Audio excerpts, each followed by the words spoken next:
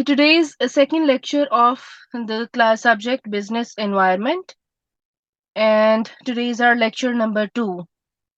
In today's lecture, we are going to discuss and analyze the responsibilities of organizations. First, let's have a recap of previous lecture. In previous lecture, we discussed about the term organization, different types of organizations, and purposes of different types of organization. In today's class, I'm going to explain in detail the responsibilities and the purpose of different organization working in any country or any community. Basically, there is not a very clear difference or there is no distinction between the purpose and the responsibility. Both words are actually the same. They have the same meaning, but in responsibility, we are going to discuss the detailed purposes of organizations. So let's have a view. What are the basic responsibilities of an organization? Any organization has a duty of care for health, safety, and well-being of its staff, contractors, and the population in the areas in which it operates. Increasingly, employers are required by legislation to ensure, as far as reasonably feasible, the health and safety of all employees while at work. All such responsibilities come under the area of CSR, corporate social responsibility of any organization. So, actually, the basic responsibility of any organization that is working in any country or any community, its basic purpose is to look after the well being of the population in that country. But of course, for the proper functioning of that organization, the organization itself is responsible for the proper care, safety, and well being of the staff or its employers as well. All such responsibilities that any organization has to perform, it comes under the area of CSR, corporate social responsibility. Now, let us have a look what is corporate social responsibility basically. Generally, corporate social responsibility of any organization is categorized into four basic points. Number one, environmental responsibility. Environmental responsibility initiatives aim to reduce the pollution and greenhouse gas emissions and the sustainable use of natural resources. So, as the name indicates, the environmental responsibility comes with the purpose of taking care of maintenance of the environment in that area. Then comes human rights responsibility. Human rights responsibility initiatives involves providing fair labor practices, for example, equal pay for equal work and fair trade practices, and disavowing the child labor.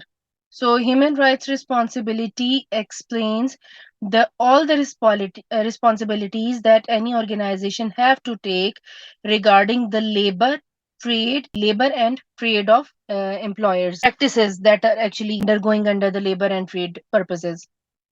And it will strongly disagree with the child labor concept, or it will not promote human rights responsibility.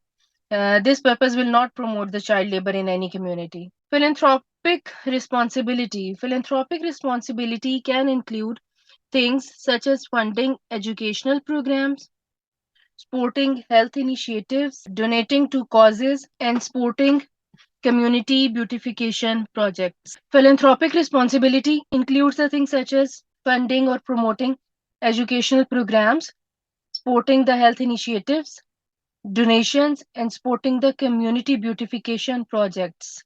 Basically, this responsibility is aimed upon the concept of totally well-being of the population in that community, whether it is related to education of the citizens, whether it is related to the health care of persons, donations, or even it is also aimed, this responsibility is also aimed upon the beautification of the environment or the living area of that community. Number fourth point is economic responsibility. Economic responsibility initiatives involve improving the firm's business operation, while participating in sustainable practices. For example, using a new manufacturing process to minimize the wastage. Economic responsibility of any organization basically focuses on building up the economy of any country or any community. These are basically the four main points that comes under the term corporate social responsibility of any organization in general. But if we talk about the organizations specifically and their specific responsibilities and the purposes, then there are we already know that there are four basic types of organizations. Organizations that work in private sector, organizations that work in public sector or the government sector, organizations that work in voluntary sector, and organizations that work in charitable sector. So let us analyze the responsibility of all the organizations that work in private sector. The private sector's role or the organizations of the private sector role is integral to an economy's development. It means that private sector organizations directly or indirectly affect the economy of that country. How does it affect the economy of that country? Let us have a look. Contribute to national income. The private sector delivers vital goods and services, contributes to tax revenues, and ensures the efficient flow of the capital, right? When any organization it contributes to national income of any country, it directly play an important role in building the economy of that country. How? By delivering the vital goods, by delivering and offering the services, by contributing to the tax revenue generation and ensuring the efficient flow of economy of that capital. Second role, generate employment. Of course, whenever an organization came into being, the jobs, the employments are automatically generated. Employees are required for the proper functioning of that organization. So, therefore, employment opportunities are particularly prosperous in the private sector as independent companies attract talented employees by offering bonuses and other compelling benefits. Such initiatives, or you can say such profits, are not offered by the public sector organizations. So, therefore, private sector organizations attract the employees more as compared to the public sector. How? Because they offer bonuses, they offer many other facilities and benefits. In fact, their wages are they are pretty much good as compared to the public sector. Third point is assist in development. The private sector champions industrialization and the community improvement by introducing new commodities, equipments, machineries, and technologies. Because they are organizations that are working in private sector, so of course they are not facing any financial losses. They have a healthy and wealthy financial, you can say, accounts, or basically they are not financially debted organizations, so therefore they can assist in development of the country by introducing new machines, new technologies, and which are not only the new but also very efficient technology products. Then provision of goods and services. Independent companies can generate the necessary resources to produce goods that meet consumer demand while keeping the prices competitive. They play an important role in provision of goods and services independently that actually meet the consumer's demand.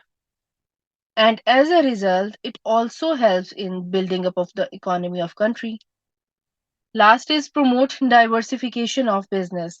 The lack of regulation allows any company to enter the market, thus creating more choices for consumers and inspiring innovations across various industries. Whenever any business organization is being, introduced in the market, what is the main point that ensures the success of that organization? It's regulation for the consumer's choice. So if any organization lack the regulation flow, of course it will not promote its products or its services or its technology related things, like we discussed in the previous lecture, that Amazon, Apple, they are basically the organizations that work in private sector. So whenever there is lack of flow, the revenue generated will be, of course, as much as good it not as good as it can be when the regulation will be smooth. Next is, so basic purpose of private sector organization is to build up the economy of any country. Next is responsibilities of organizations in the public sector. We also name it as government sector. So it has a vast, field of responsibilities. It has very vast infrastructure that is involved in proper functioning of the organization. Provides borrowing, risk management, debt management, financing, and consulting services to the organizations. Reviews and approving indemnities and guarantees issued by the organizations. These are basically the two purposes that covers a huge circle of responsibilities. So there are a number of people and agencies that are involved in proper functioning of public sector. Let us have a look which agencies and the people or designations are involved in the proper functioning. Legislature, cabinet, responsible ministry, board of directors, chief executive officer or president, crown agencies and board resourcing office, public sector employees council, treasury board staff, provincial treasury, office of the controller general, tax policy branch, ministry of attorney general. These are all the agencies, the councils, and the people who are basically directly involved in the proper functioning of any public sector or the government sector. Let us have a look on all of them one by one. First comes the legislature. The legislature or the law enforcement authorities, they represents the public interest. Okay, what are the responsibilities of legislature? Approves legislation to create or dissolve a public sector organization and setting its mandate. Approves the allocation of public funds. Approves legislation that impacts the governance of public sector organizations.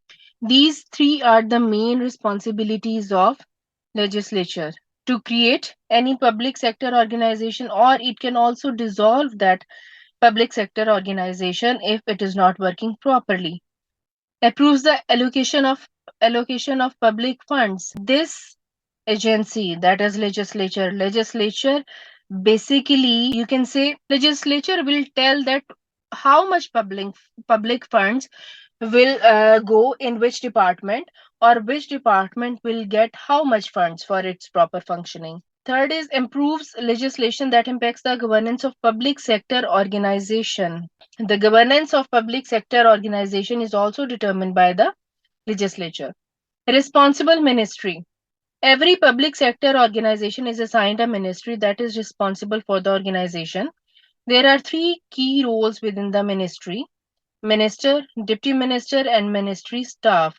Basically, these three people or the sub organizations, they play important role in a proper functioning of any public sector organization. The legislature further creates this responsible ministry for the proper functioning of any public sector organization. Second is cabinet. The cabinet decides the policies and the direction of the government. Cabinet committees work on behalf of cabinet, and all the cabinet committees are approved by the cabinet. So directly or indirectly, cabinet and its committees, they are interlinked with each other. What is their purpose? Their main purpose is to devise the policies and to determine the direction of the government. Responsibilities: approves the creation or dissolution of public sector organization. Again, like legislature, cabinet has also the authority to create or dissolve any organization. Approves the mandate letters for public sector organizations. The same function is performed by the legislature as well. Determine the funding and the revenue generation capacity of organizations, including approval of fees, licenses, etc. So these three roles are also performed by the legislature, like cabinet. So both these agencies perform three main functions that are actually similar. Establishes the government's approach to governance, such as appointments, director compensation, and CEO recruitment. Approves and resends the board appointments. So there here is the difference between the role of cabinet and the legislature. The cabinet is also responsible for the appointments of any board committee, whether it's CEO recruitment, whether it's any director, any other governance appointment.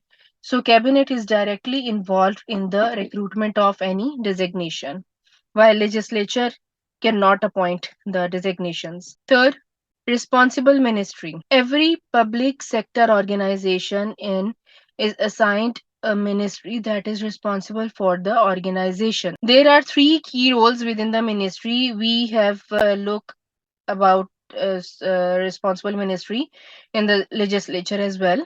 Three main persons or the three main designations work for the proper functioning of responsible ministry: minister, deputy ministers, ministry, staff. Minister, okay, what will be the responsibility of minister?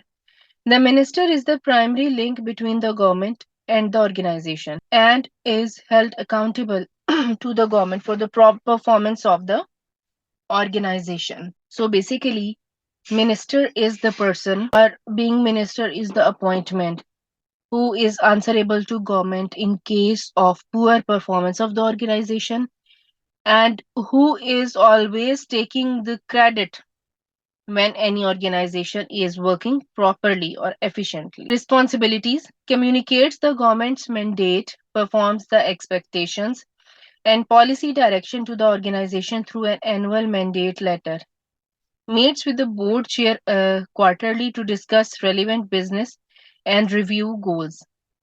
Performance measures financial targets and risk assessments, represents the organization in the legislature by tabling any legislation related to the organization, reviews and approves the organization's service plans and annual reports. So these are the basic responsibilities of any minister, who is the main person in the linkage between the organization and the government. Next is deputy minister. He comes under the minister.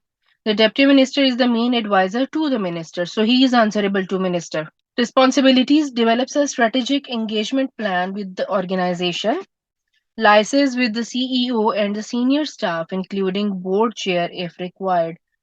So you can say he's basically the midman between the minister and the staff. So he has to deal with the minister as well. He is answerable to minister for the functioning of the organization, and he's also keeping a check upon the ministry staff as well. Then comes ministry staff. Ministry staff includes CEO and below all ranks. Reviews and advises on the organization's service plans and annual reports. Works with the minister to develop mandate letters and service level agreements if applicable.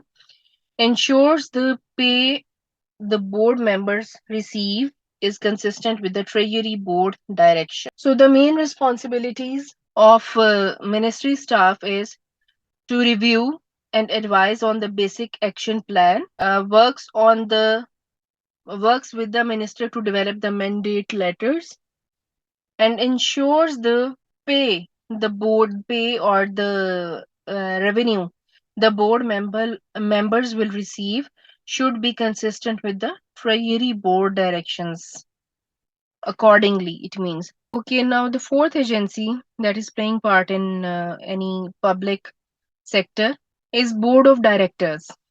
The organization's Board of Directors ensures the organization complies with the government's policies and legislation and is accountable for the organization's performance. There are two main roles within a board: the board chair, directors.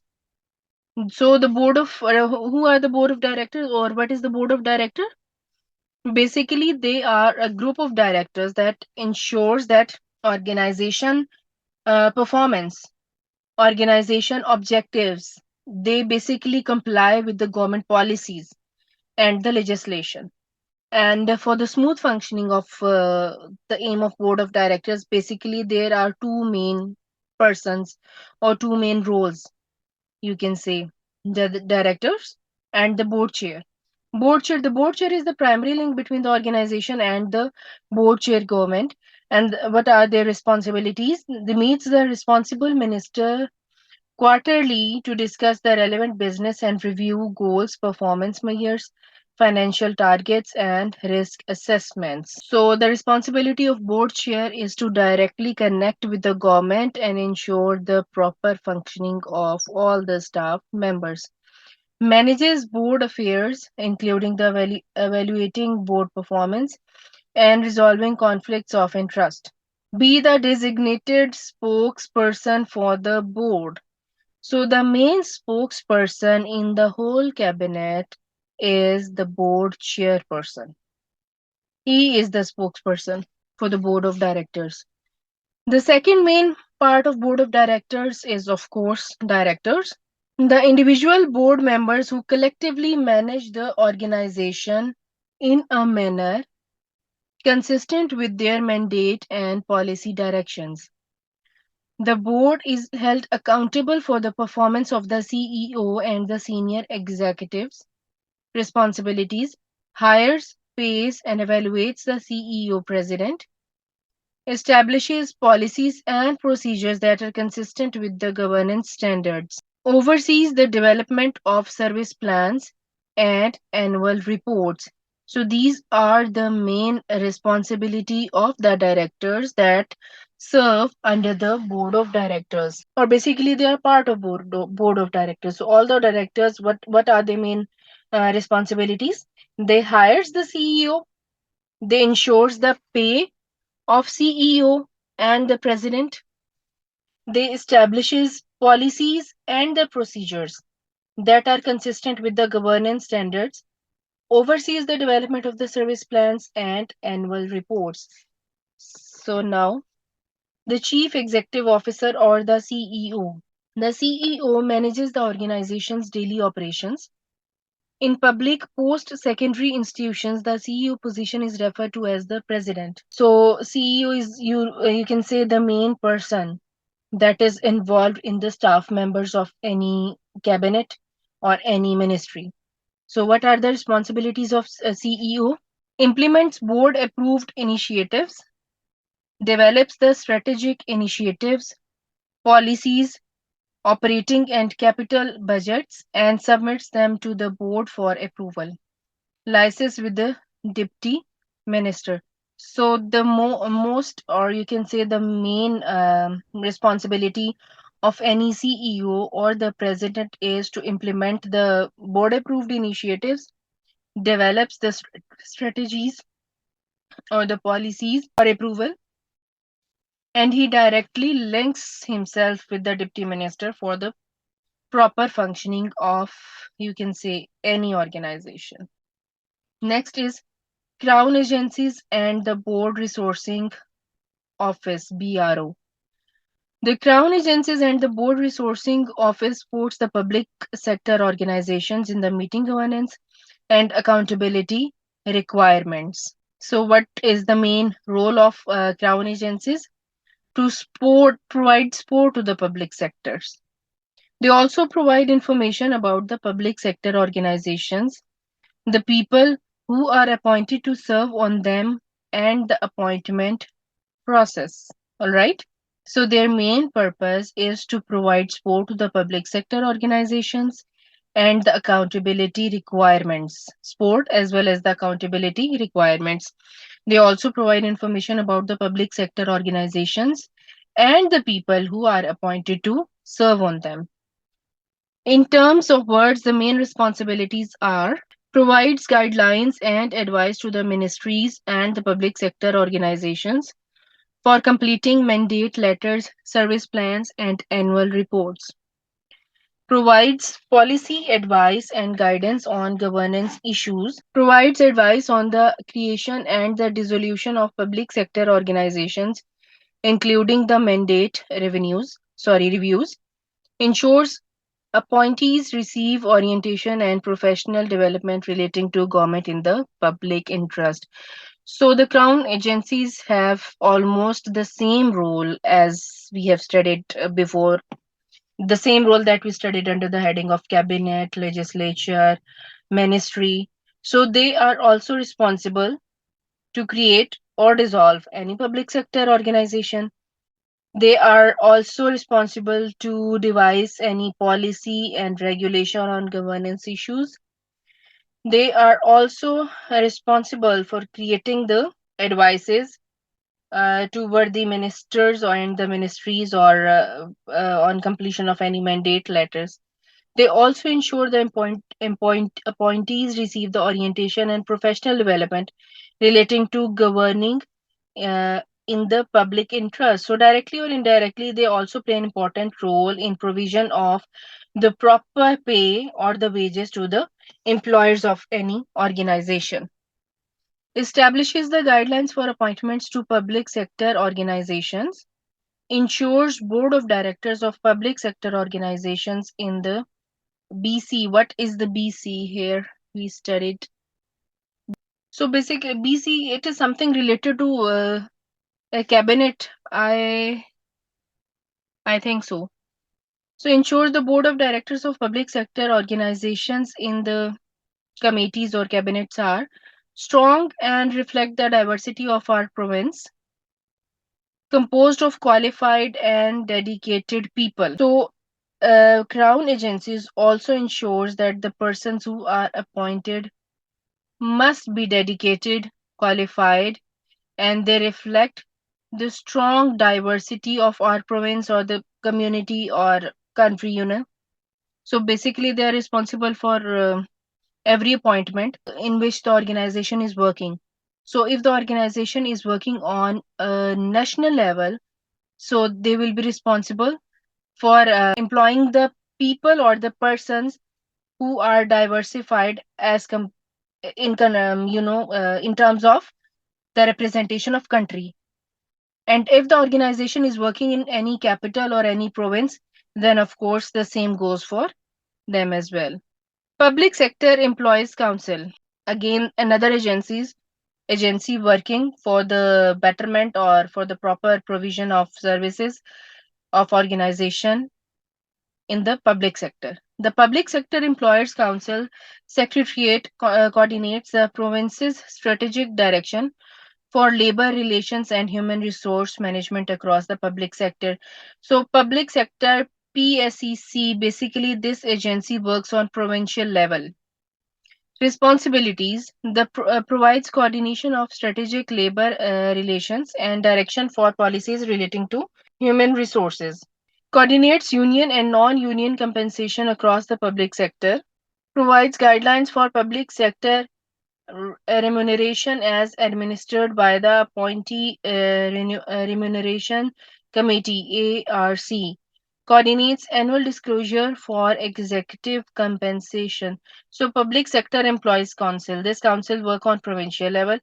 Its main responsibilities are the coordination with respect to the labor relations and the policy making in human resource management areas, the coordination union and non-union compensation across the public sector, and provides the guidelines for public sector remuneration as administered by ARC, coordinates annual disclosure of executive compensation. So basically, all of the committees, agencies, or you can say the councils, they work on the same action plan. What is the main difference between the working of these agencies or these councils or persons? Some are related to work in defined area. Now the area can be any province, an area can be any capital, can be any city, or even a part of the city. So they all of the agencies, they work on the same plan. Their roles are basic and almost the same roles, but the only difference is the area or the part of area in which the organizations or these councils are working. Some are working at the national level, some committees are working on provincial level, some committees are working on a federal level. So only their level of work or the area on which they are basically aimed. It is the main difference between all these agencies. Treasury body staff develops and reviews the government's economic and financial policies. The name indicates treasury means this is some agency or the council that is related with the finance things or financial policies. Responsibilities: compiles financial and forecast information from public sector organizations into government's budget and financial plan. Estimates and quarterly reports. Review any requests for public sector organization funding. So there are mainly two main responsibility of Treasury Board staff. It will compile the financial information from the public sector organizations and put the information or place the information in the government budget so that government ensures the smooth transfer of the wages or the financial policies from its account to the committee's account. Review any request for public sector organization funding, and if in case there is any problem related to the funding of any organization, then Treasury Board staff will also deal with that complaint. Next is Provincial Priori. Of course, as the name indicate, it also works on provincial level. Provincial Treasury supports the organization with its borrowing and financing needs. Responsibilities: provides borrowing, risk management, debt management, financing, and consulting services to organizations. Reviews and approving indemnities and guarantees issued by the organization. Provincial treasury, it also works on the same plan or the same aim as the provincial treasury board staff. So, what is the main difference between the two? Treasury board staff only ensures the proper funding as well as ensuring the proper wages to the employers. While the provincial treasury, it supports the organization in its borrowing, funding, and the proper insurance of the wages or the pays of the employers. Next is Office of the Controller General. The Office of the Controller General ensures the quality and integrity of the organization's financial management and the control systems. Office of the Controller General, the main function of this agency is ensuring the quality of organization's work, or you can say quality of organization's financial management and the control system, quality as well as integrity. So basically, this agency ensures the proper functioning of financial management of any organization. Responsibilities: collects the quarterly financial information from the organizations and prepare the public accounts. Number two, provides financial and procurement policy advice. So these two responsibilities are basic responsibilities of Office of the Controller General. Then tax policy branch. Of course, it is any agency that will deal with the tax provision or tax. Yes, exactly. Tax policy branch provides tax policy analysis and the advices. So basic responsibility in terms of words is provides advice on tax implications relating to organization, organizational assets. Of course, when any organization that is related to government or that comes under the government working, it has to pay tax. Their tax cannot be, reimbursed. So there should be a council that works only for the proper tax implications. So tax policy branch is that branch. Ministry of Attorney General. Ministry of Attorney General provides legal counsel. It provides the legal advice on creating organizations, including implications for intergovernmental agreements, contractual obligations, and legislations. So, basic responsibility of the Ministry of Attorney General is to create organization include the implications for agreements, contractual obligations, means all the projects that are based upon, basically they are contract based projects. They are devised by the Ministry of Attorney General, and the contractual legislation. All those projects, they are basically which are basically contract based. The legislation related to such contracts is also contractual. So this was all about the public sector organizations, their and their responsibilities.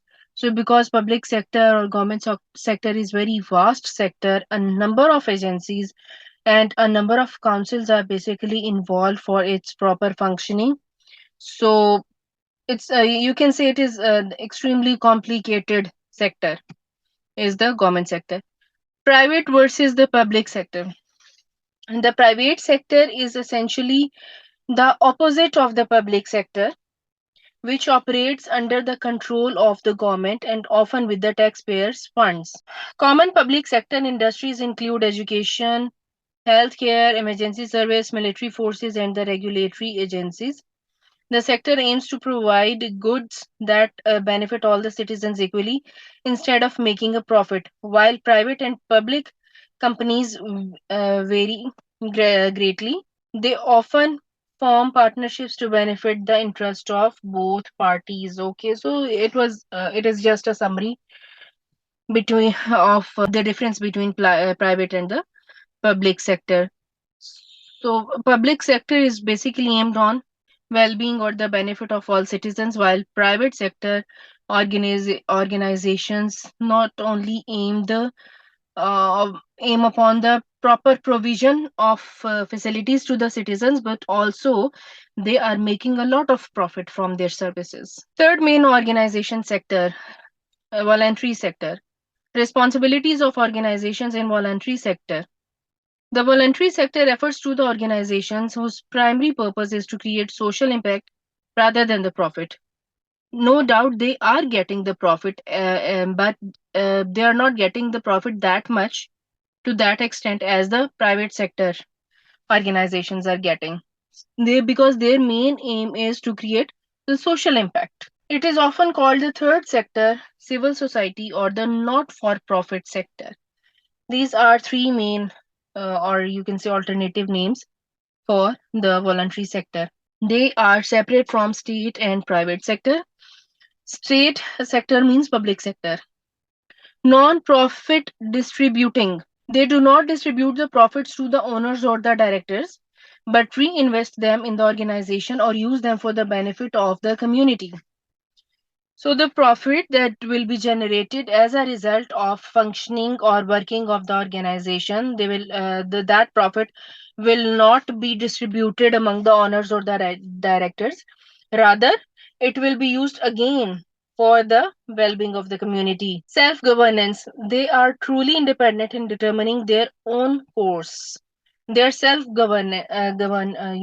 any organization that is self-governing. So voluntary sector organizations are such organization. Like the private and the statutory sectors, the voluntary sectors covers a vast range of activities from the social and cultural to the environmental and political functions. By far, the large grouping of voluntary activities encompasses the health and social welfare.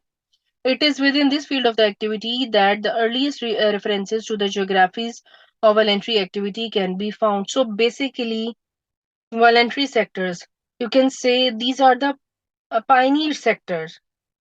The most oldest organization that came into being for the well-being of individuals was non-profitable organization. It was the voluntary sector organization. So after these voluntary organizations, they came into service for the well-being of mankind. Many people come upon the idea of getting profit from these organization and name them as private organizations or the public organizations. The role of voluntary sector is determined by the motivation and behavior of those who undertake the voluntary roles rather than the needs of the population that is served. This has led to criticism that voluntary effort is sometimes misdirected, sometimes tied to ancient cause rather than modern problems, and often not available where it is most needed. Voluntary sector efforts has been seen as producing undesirable social effects. For example, the monasteries in the Reformation or the indiscriminate charity in the 19th century. So it is that much old concept. They were criticized for supporting and encouraging the vagrants. Vagrants are basically the homeless people. So when voluntary sector organization they came into being, they were being criticized in the 19th century for supporting the homeless people, because other people or the other organizations thought start thinking that people are getting homeless due to voluntary sectors because they are offering shelter to such people. And with the passage of time, actually, the concept got corrected. Okay, so the last organization is organizations working in charity sector. A charitable organization or the charity is an organization whose primary objectives are philanthropy and social well-being. For example, educational, religious, and other activities serving the public interest or the common goods. They come under the term of well-being.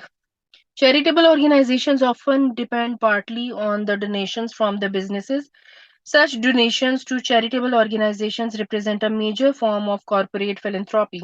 By the same token, the primary justification for the voluntary activity has been rooted in the position of those who give rather than those who receive.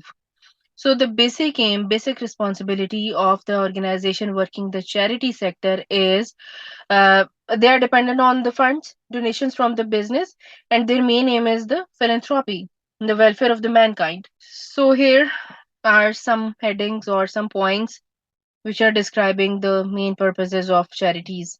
Management, administration, operations. Like all the good business, charities need a strong administration and operations management team. At its core, to work with the logical, process driven, and likes to be highly organized. You do not need to begin your career in this sector as many operations specialists might move across after a stint in the private sector. If you are a newbie, you cannot start your career by working in the charity sector. Why? Because of course they are non-profitable organization. They are basically working on the funds given by the businesses. So your job will be unpaid. All right. So they need management and administration for their proper functioning, but all the management, including the directors and the CEO to the lower staff, all of them are unpaid, non-paid workers. Personal and human resources, people, employees, and volunteers are crucial to the success of any given charity. In the human resource and personal department, you will be responsible for making sure that charity looks after its people and their well-being, along with the training, development, and contractual agreements arrangements. If you love working with the people, this is good area for you. So basically, the charity organizations they ensure the well-being of the people or the community. So if you love working with the people, it's a good area for you. But if you are just aimed upon getting the pay or the wages, of course, you should not start from working in any charity. The charity who receives the most donations in the UK is Gavi Alliance, a charity which draws together major international bodies to fund immunization programs. Third main point is the marketing, communication, and campaigning. Raising awareness of the charity in the hope that more people donate to it is vital. This can come in the form of publicity, marketing, and the communications, representing the organization at events, organizing large scale fundraisers and the awareness campaigns, or liaising with the benefactors who will be making substantial donations. The voluntary sector is benefiting hugely from social media as it enables fast, effective targeting of potential donors, volunteers, and contributors for fundraising and other campaigns aimed at internet users. This area is growing all the time, and there are now dedicated digital jobs available in this sector. So, whether this organization is funded or non funded, or whether it is working for the betterment of the mankind, whether it is getting profit based, its marketing or its publicity is as important as its functioning. Both of them are basically directly proportional things. Volunteer management. Volunteer managers tend to be responsible for recruiting interviewing and managing a charity's volunteer network. Organization will devise and implement training programs and deliver awareness initiatives to drive volunteer numbers upwards. Organizations work on a local, national, or even global level and helping to drive its strategy. So, volunteer management, of course, it is very important. More number of people should be motivated to work for charities on national level or even global level. Policy development and research, these are another, this is another main purpose of any charity for its proper functioning. Charities needs to raise their awareness, and part of this is providing the research insights and analysis required to influence the debate. Fundraising, of course, when any organization is just based upon the funding, so fundraising is very important. Every charity exists to raise the money for its cause through fundraisers, but there is more to charity work than calling door to door, rattling your tin. Fundraisers or trust fundraisers will have to apply for funding from large organizations by putting together funding proposals.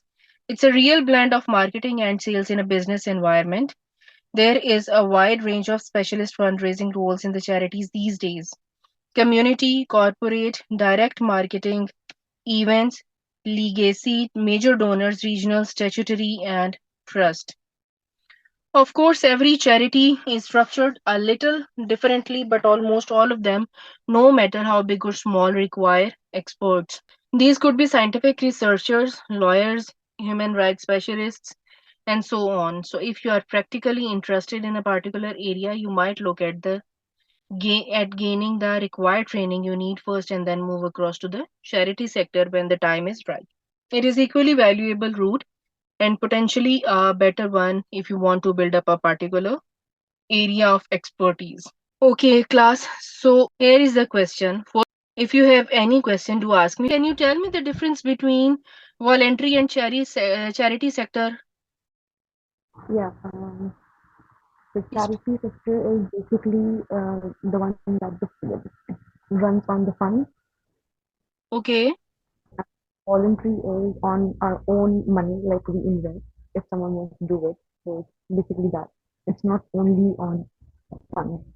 Yes, exactly. It is not basically dependent upon totally dependent upon funds, while the charities sector, organizations working in the charity sector are dependent upon the funds. Exactly. Okay, Abdul Hanan. Yes, ma'am. Ma'am, I just need explanation in the charity sector. Okay, all right. And any other question? No, ma'am. Okay, I'll explain you in a while. Okay.